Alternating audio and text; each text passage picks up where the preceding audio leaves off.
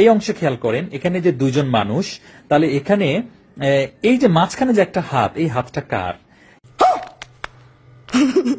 যেমন দেখেন, এর একটা হাত, এর একটা হাত, এই লোকের কিন্তু দুটো হাত এখানেই দেখা যাচ্ছে।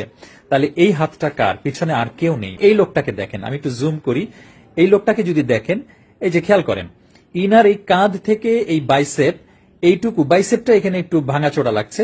আবার এই কোনই থেকে এই যে আঙ্গুল, এখানে দেখেন আঙ্গুলগুলো একদম এলোমেলো হয়ে গেছে। একটা আঙ্গুল এই মানে কবজিরও আরো পেছনে, আর বাকি আঙ্গুলগুলি এই যে এই উনার বই খাতা পাতা ধরে আছে এর নিচে।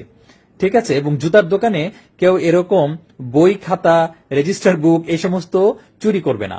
হ্যাঁ, জুতার বক্স তার হাতে কথা ছিল, বা ডিরেক্টলি সামনে এখানে জুতা আছে, তাহলে তার হাতে জুতা থাকার কথা ছিল। এভাবে জুতা, এই খাতা বইপত্র থাকার কথা ছিল না। এই হাতটাও খেয়াল করেন, এই লোকটার ফেসের সাইজ দেখেন, তার বডির সাইজ আর তার হাতের সাইজ দেখেন, হাতটা অনেক বিশাল। বিশেষ করে এই কাঁধ থেকে বাইসেপ এবং কোনই থেকে এই হাত, এখানে গিয়ে একদম রেশিও মিলছে না। এই ব্যক্তিরও হাতে জুতার বক্স থাকার কথা ছিল, বা জুতা থাকার কথা ছিল, কিন্তু তেমনটা দেখা যাচ্ছে না।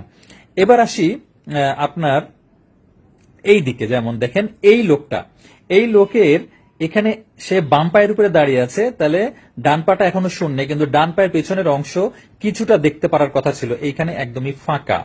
ঠিক আছে, এআই এগুলো ঠিক মতো জেনারেট করতে পারে নাই।